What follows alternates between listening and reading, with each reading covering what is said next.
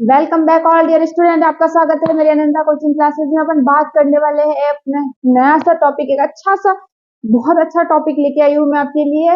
पुष्पीय पादपों के अंदर जनन, जो 12th क्लास का सेकेंड चैप्टर है पुष्पीय पादपों में जनन।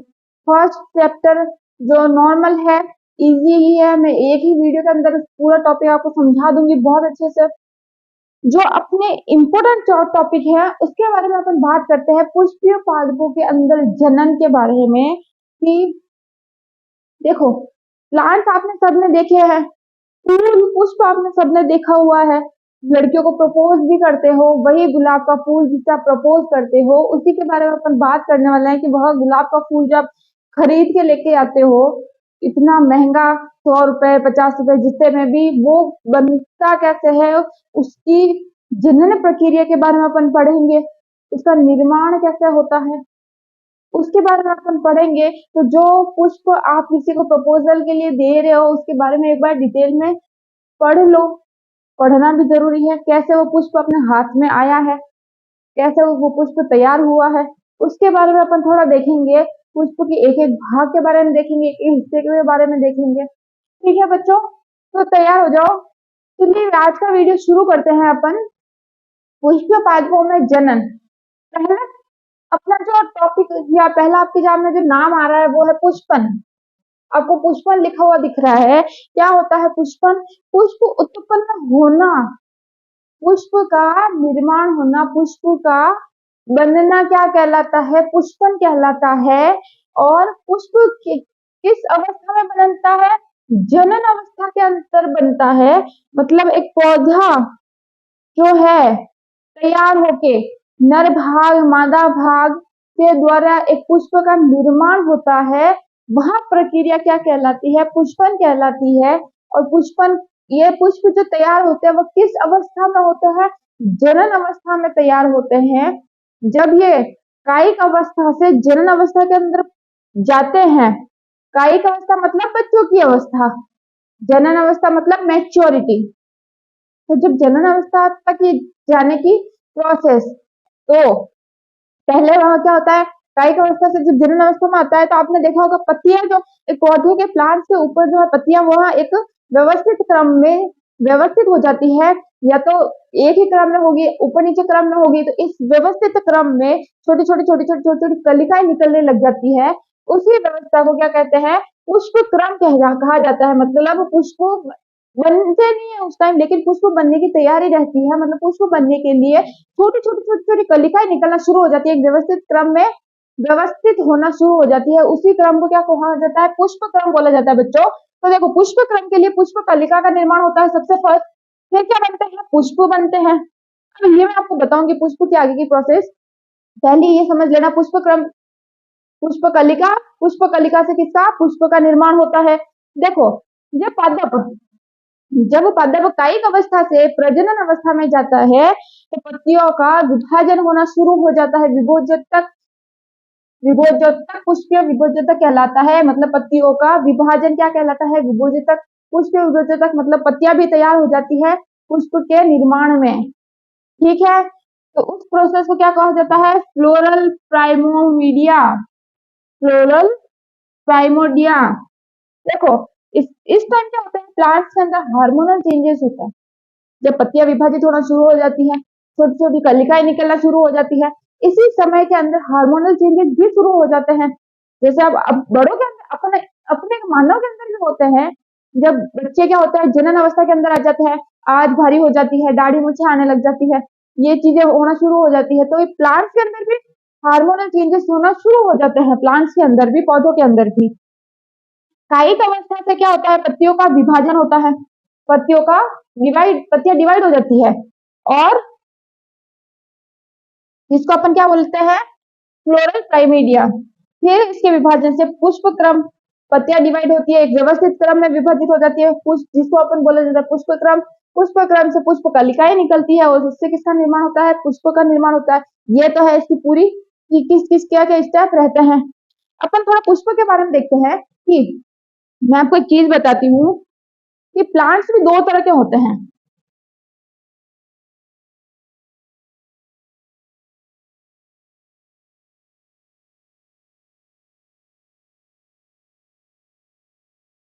जो प्लांट्स है वो भी दो तरह के होते हैं।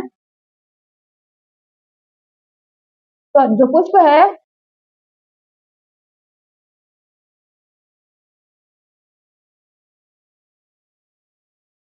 एक लिंगी, उभयलिंगी या द्विलिंगी, उभयलिंगी।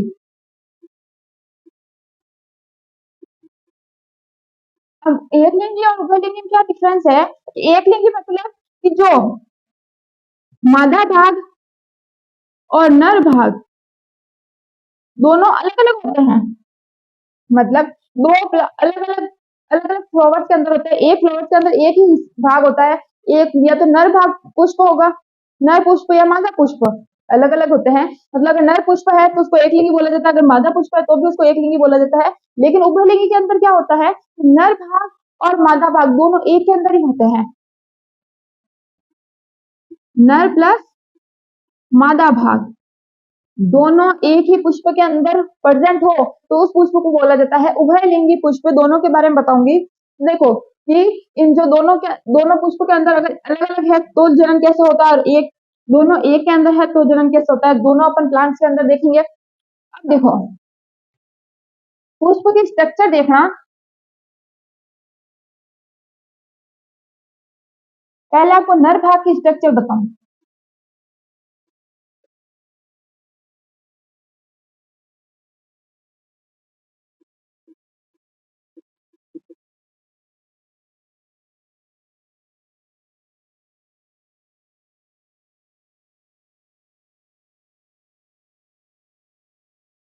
ये है नर भाग की स्ट्रक्चर। मतलब जो पुष्प के अंदर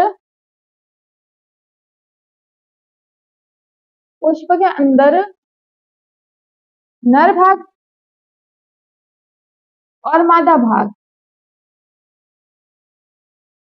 नर भाग मतलब पुंकेसर, मादा भाग मतलब जायांग। तो देखो पुंकेसर के अंदर तीन तीन भाग होते हैं, आपको जैसा दिख रहा होगा। पहला क्या है, इसको बोल सकते हैं अपन कुतंतु। कुतंतु मतलब ये क्या कर रहा है, जो ये पराग कोष है, ये पराग कोष है, एक नहीं दो पराग कोष है, और इन पराग कोषों को जोड़ने वाली ये क्या है बीच में, योजी। योजी मतलब कनेक्टर। कोई भी कनेक्टर जो दोनों पराग कोषों के दोनों भागों को जोड़ने का काम करती है उसको बोलते हैं योजी। तो पूतंत्र ये तो है योजी, ये है पराग कोष जिसके अंदर क्या रहता है, परागकण बनते हैं इसके अंदर। परागकण मतलब नर भाग। पूतंतु क्या करता है, पूतंतु इनको सपोर्ट सहारा देता है। एक पतली तंतुनुमा स्ट्रक्चर होती है, एक डंडीनुमा संरचना होती है जो इसको सपोर्ट देता है। ठीक है, तो ये तीन भाग होते हैं इसके। पहला कौन सा हो गया, पराग कोष। दूसरा हो गई योजी जो दोनों पराग कोषों को जोड़ने का काम करती है, कनेक्टर का। तीसरा हो गया पूतंतु जो क्या करता है, इसको सहारा देता है, इसको सपोर्ट देने का काम करता है। फिर जब अपन मादा भाग के बारे में बात करें, फीमेल पार्ट के अंदर बात करें तो फीमेल पार्ट के अंदर यहाँ स्ट्रक्चर कुछ इस तरह की होती है।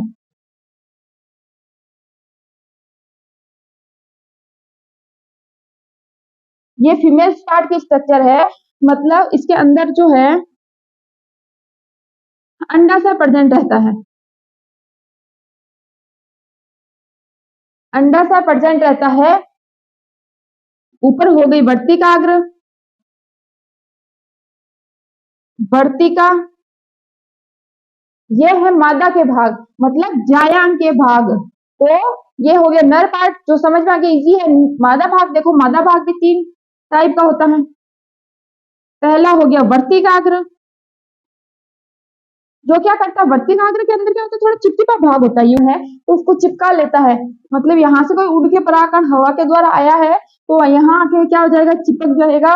ये किसका काम है, वर्तिकाग्र का परागकणों को कलेक्ट करती है, इकट्ठा करने का काम करती है। किसी भी और पुष्प से या उससे खुद के पुष्प से परागकण आ रहा है तो उसको चिपका लेती है खुद के ऊपर।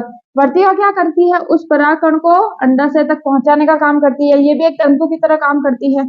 यह जो परागकण या लघु बीजाणु या जो आ रहा है उसको अंडाशय तक पहुंचाने का काम करती है, और अंडाशय के अंदर जनन प्रक्रिया होती है। तो तीन पार्ट हो गए, वर्तिकाग्र जो चिपकाती है परागकणों को, वर्तिका जो परागकणों को अंडाशय तक पहुंचाती है, और अंडाशय जहां पूरी जनन प्रक्रिया होती है।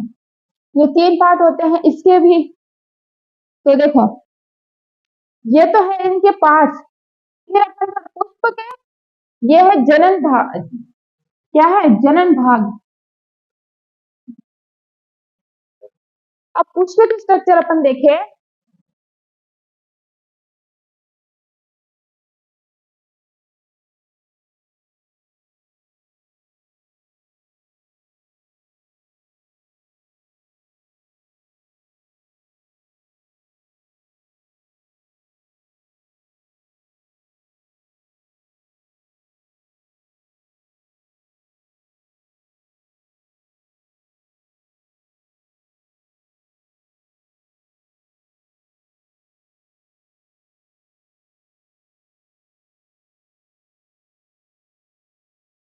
ये जो है एक पुष्प की इंटरनल स्ट्रक्चर है, जिसमें ये क्या है? पूतंतु। ये है पराग कोश जहां पराग कण बनते हैं।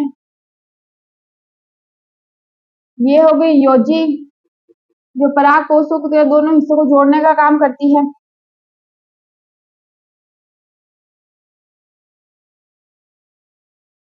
ये है दल पुंज। ये है बाह्य दल।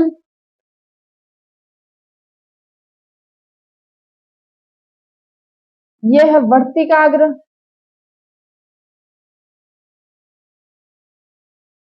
ये है वर्तिका। और यह है अंडाशय। देखो, बाह्य दलपुंज क्या होता है? जो बाहर के आपको जो पुष्प के या किसी फूल के ऊपर बाहर की जो आसपास की जो हरी पत्तियां दिखती है, वो है बाह्य दलपुंज। आसपास के जो किनार पे जो पत्तियां हरी हरी होती है, वो है बाह्य दलपुंज। उसके अंदर की साइड जो रंगीन हल्की हल्की सी कम कम ग्रीन कलर की, कम हरे कलर की जो पत्तियां होती है, वो होती है दलपुंज। थोड़ी इसके बाह्य दलपुंज के अंदर की तरफ होती है छोटी छोटी। और ये आपको अंदर का भाग है, ये आपको नहीं दिखेगा। ऐसे दिखेगा, लेकिन अंदर का जो पार्ट है वो आपको नहीं दिखेगा।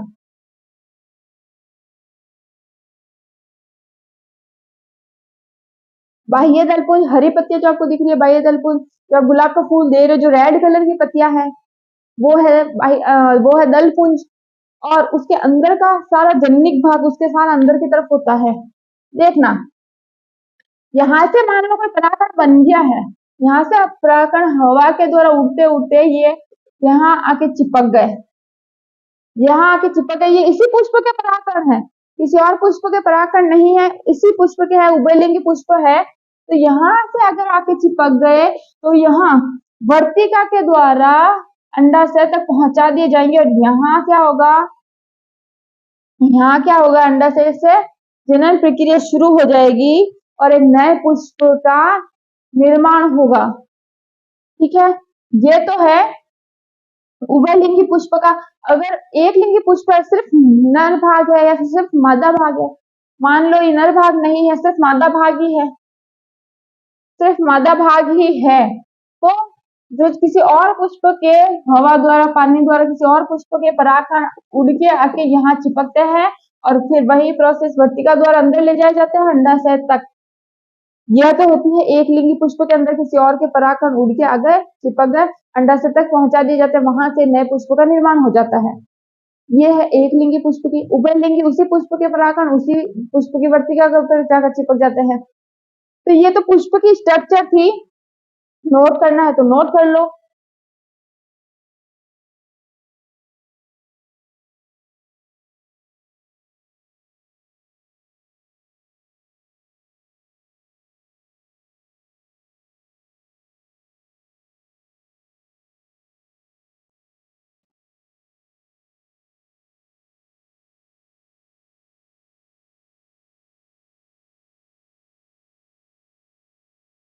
देखो, पुष्प के पार्ट कौन कौन से हैं?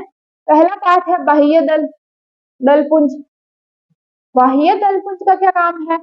यह सबसे बाहर की तरफ होता है, सबसे प्रथम चक्र है, पुष्प की सुरक्षा करने का कार्य यह करता है।